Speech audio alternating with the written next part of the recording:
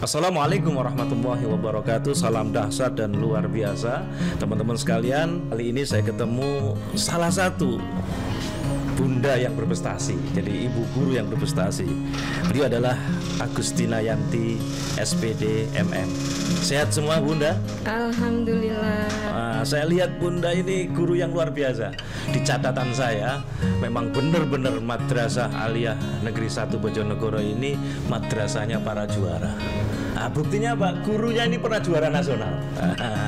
Coba diceritakan bunda, jenengan pernah juara apa ini bunda?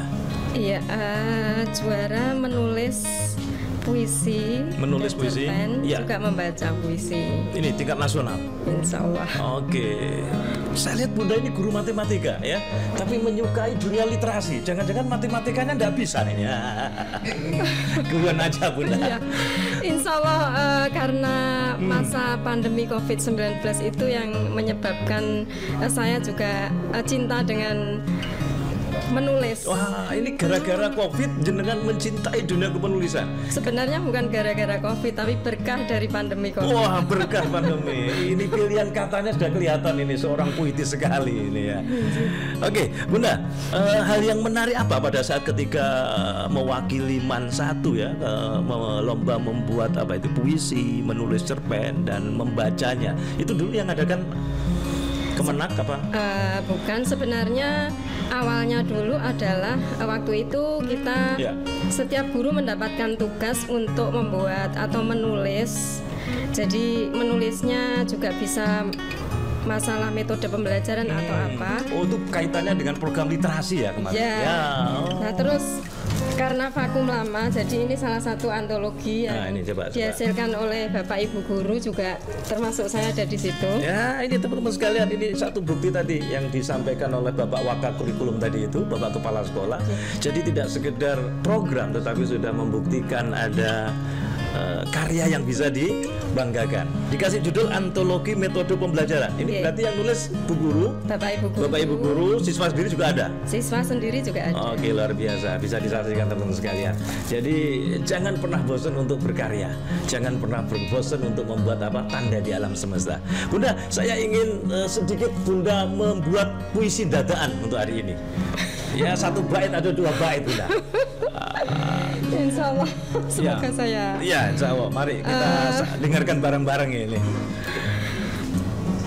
Aku. Ya. Siapakah aku? Sebenarnya aku juga bingung dengan aku ini siapa. Waduh, bingung juga ini saya juga ya. Oke.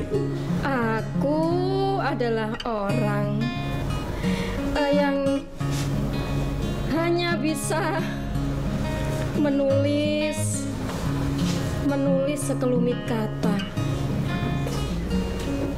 dan itu mereka mengatakan itu adalah puisi. Ya. Puisi tentang apapun yang saya tulis dalam masa pandemi COVID-19 seperti ini, mengalir tinta dari ballpoint saya, menulis sebuah tulisan yang tentu akhirnya akan menjadi sebuah tulisan yang bermakna. Dan ini adalah berkah pandemi COVID-19. Semoga kepada teman-teman semuanya, tulislah apapun yang kalian inginkan, apapun yang kalian ada dalam benak kalian semua. Puisi ini adalah aku, penulis sekelumit tulisan yang tidak berarti. Oke, terima kasih bunda, luar biasa. Ini diminta nulis mendadak, disuruh membaca mendadak. Hasilnya pun juga mendadak, luar biasa. Teman-teman sekalian, saya seringkali mengatakan menulislah untuk menginspirasi Indonesia menjadi jauh lebih baik. Dan ternyata MAN 1 Bojonegoro menjadi pionir di kota Bojonegoro untuk literasi. Salam literasi, salam dahsyat dan luar biasa. Terima kasih Bu Yanti atas inspirasinya. Ada satu kata tadi, menulislah. Menulislah apa saja untuk menginspirasi Indonesia. Dan kali ini saya ketemu dengan Bu Ike Yusrini, SPD MPDI. Assalamualaikum Bu Ike. Waalaikumsalam warahmatullahi. Bu Ike ini punya prestasi apa? Juara apa di level provinsi? Juara Anugerah Konstitusi. Nah, Anugerah Konstitusi itu apa? Guru berprestasi, wakil dari kabupaten untuk ajang di provinsi. Ajang di provinsi, Anugerah Konstitusi ini berarti tentang pelajaran PPKN. Ya, khusus untuk guru PKN. Khusus untuk guru PPKN. Hal yang menarik yang saya mau tanyakan pada Bu Ike, biasanya anak-anak kalau pelajaran PPKN ini agak apa? Ngantuk, males. Gimana tipsnya itu agar Bunda itu masih semangat dan anak-anak itu juga semangat belajar PPKN? PKN mungkin jadi satu materi pembelajaran yang kurang menyenangkan bagi anak-anak. Selain satu tidak masuk dalam ujian nasional, tapi dalam ujian madrasah masih ada. Ujian madrasah masih ada. Gimana triknya membuat menarik? Pelajaran itu untuk menjadikan menarik memang jauh lebih enak kalau anak-anak itu diperkenalkan pada masalah-masalah sosial yang lagi tren. Berarti mengawali dari kekinian ya, itu didiskusikan, kemudian ditarik bagaimana kecenderungan anak-anak kan kurang menyukai kondisi politik sosial, kadang mereka tidak paham dan kurang menyukai juga nonton berita. Ya betul. Ya di situ saya berperan sebagai penyampai berita. Penyampai berita itu hal-hal yang baru dipakai sebagai sarana pembelajaran untuk memancing anak-anak biar mereka itu juga mau peduli, mau ngerti kondisi negaranya seperti apa. Guru PKN asli ya Pak, satu kaki itu bisa dikatakan di kelas, satu kakinya bisa di penjara. Kalau kita salah menyampaikan materi, bisa sangat menakutkan buat kami, karena kita mungkin bisa jadi provokasi untuk anak-anak. Itu bagaimana cara kita menyampaikan kepada anak-anak haruslah dengan hati-hati supaya anak-anak juga bisa masuk materi. Kalau materi saya yakin dari SD sampai ke aliyah atau MI sampai ke SMA-nya pun materinya kan selalu sama.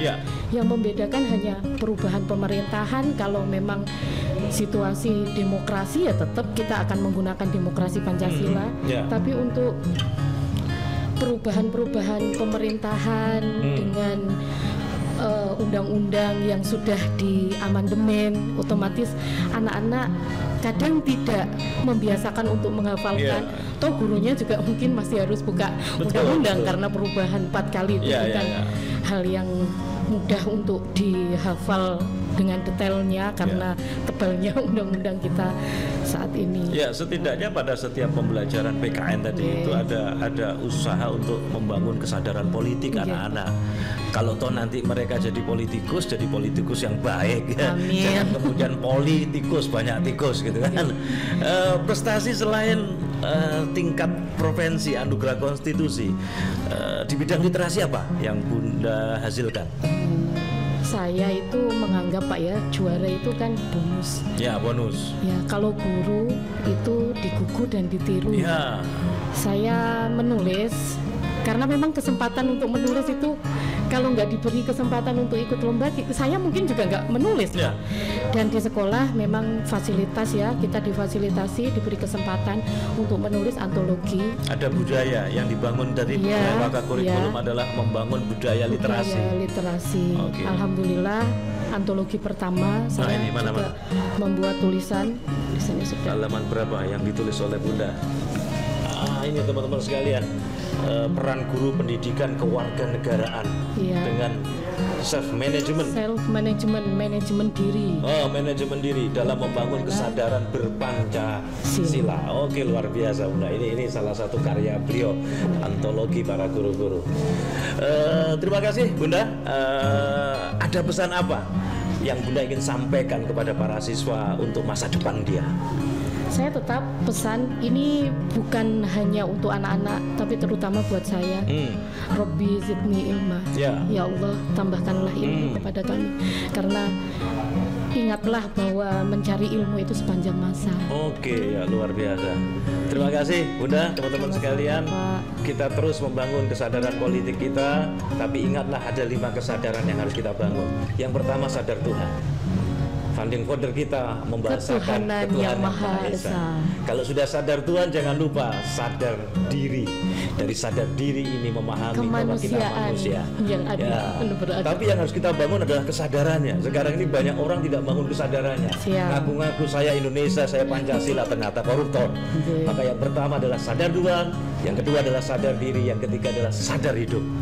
Dan yang keempat, biasanya kalau orang tidak sadar Tuhan, tidak sadar diri, atau tidak sadar hidup, pasti masalah. Maka sadar masalah itu membuat kita akan jadi naik kelas. Dan yang kelima adalah sadar bahagia. Founding father kita membahasakan keadilan sosial bagi seluruh rakyat Indonesia. Kali ini saya akan ketemu dengan Bapak Daryanta. Kalau lihat namanya ini Bapak bukan orang Bojonegoro ini. Asli mana Pak Daryanta? Asli dari Boyolali. Oh, Boyolali ya, Boyolali lah ya, Boyolali dengan prestasi-prestasi yang luar biasa. Sehat Mas Pak Daryanta? Alhamdulillah sehat. Pak Daryanta ini ngajar apa di MAN 1 Bojonegoro ini? Saya ngajar mata pelajaran sosiologi. Sosiologi, wah menariknya sosiologi apa Pak? Pada sosiologi itu, kalau kita belajar sosiologi itu dengan masyarakat, Pak. Sehingga saat kita belajar sosiologi, biasanya kita akan memahami bagaimana kondisi masyarakat, bagaimana lingkungan kita, ya. Sehingga dari situlah kita sering melakukan dengan adanya studi kasus, Pak. Studi kasus, anak akan mempelajari dan mungkin terkait dengan sosiologi itu, anak akan bisa mencari masalah yang ada dalam hidup masyarakat.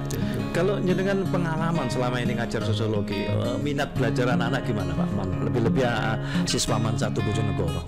Alhamdulillah selama ini siswa MAN 1 Bojonegoro dalam belajar sosiologi sangat antusias, sehingga di sini untuk beberapa kali anak-anak mengikuti Olimpiade nasional. Baik, prestasinya gimana untuk sosiologi? Ya, alhamdulillah tahun 2016 itu sudah masuk di 5 besar di tingkat nasional. 5 besar di tingkat nasional di Semarang. Di Semarang ya? UNS. Di UNS apa UNES? UNES. Oh, di UNES-nya. UNES. Oh, di UNES-nya. Pak Daryanta, saya dengar Bapak ini juga punya prestasi yang luar biasa di tingkat nasional, bukan hanya Jawa Timur. Apa itu Pak? Nah, selama ini kami memang sering dipanggil khususnya oleh Kementerian Agama Jawa Timur untuk melaksanakan penulisan soal UMBN. Apa itu Pak? UMBN itu ujian terkait dengan ujian nasional, ya, ujian madrasah, ujian akhir madrasah berbasis nasional atau berstandar nasional. Jenengan yang termasuk menyusun soal sosiologi ini? Insya Allah begitu. Oh, luar biasa. Pengalaman apa Pak yang menarik pada saat awal-awal diminta menyusun soal berbasis nasional tadi? Nah, sebenarnya juga kami sempat bingung seperti apa nantinya. Tapi setelah kita mengikuti pelatihan di sana, ya mungkin kita bisa memahami mungkin dari SKL yang bisa kemudian juga pemilihan materi esensial, kemudian kisi-kisi sampai benar pemilihan soal, dan juga termasuk adanya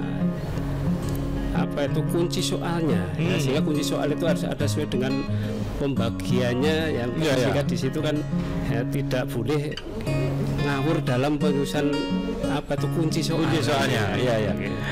Sekalipun yang nyusun soal itu jenengan, tapi kan tidak boleh bocorkan ke MAN 1 ya. Ya betul. Karena udah etik gitu ya. Satu terakhir Pak Daryanta ya, Pak Dar, pesan apa yang jenengan bisa sampaikan kepada siswa, kepada teman-teman yang lainnya yang lihat tayangan ini, mudah-mudahan jadi inspirasi. Oke. Untuk mempelajari sosiologi, maka kita semua orang wajib, bahkan dokter pun wajib belajar sosiologi. Siapapun wajib belajar sosiologi. Kenapa? Tanpa sosiologi maka ilmunya itu nggak akan berguna apapun, Mas. Ya, luar biasa. Seperti dokter, tanpa adanya sosiologi, promo dari sosiologi, mungkin pasang papan nama itu sebenarnya kajian sosiologi, Pak. Oh gitu ya. Dari situlah dokter juga harus memahami sosiologi. Semua orang wajib memahami sosiologi, sehingga harapannya apa? Sehingga pada kita belajar kesuksesan itu bisa akan melekat pada diri seseorang. Semua orang akan sukses belajar karena sosiologi. Ya, karena bisa bermasyarakat. Ya. Baik, terima kasih Mas Dar, Pak Dar ya. Saya sebut Mas aja biar awet muda. Tapi katanya sudah mau pensiun. Terima kasih. Pak Dar ini awet muda. Teman-teman sekalian, disinilah pentingnya belajar ilmu sosiologi. Ya, saya sendiri pakar komunikasi. Saya mempelajari juga sosiologi komunikasi, sehingga kemudian kita bisa menyampaikan ide-ide itu begitu luar biasa di tengah-tengah masyarakat. Jangan pernah bosan untuk belajar. Sukses untuk kita semua. Terima kasih Pak Dar. Wassalamualaikum warahmatullahi wabarakatuh. Waalaikumsalam warahmatullahi wabarakatuh.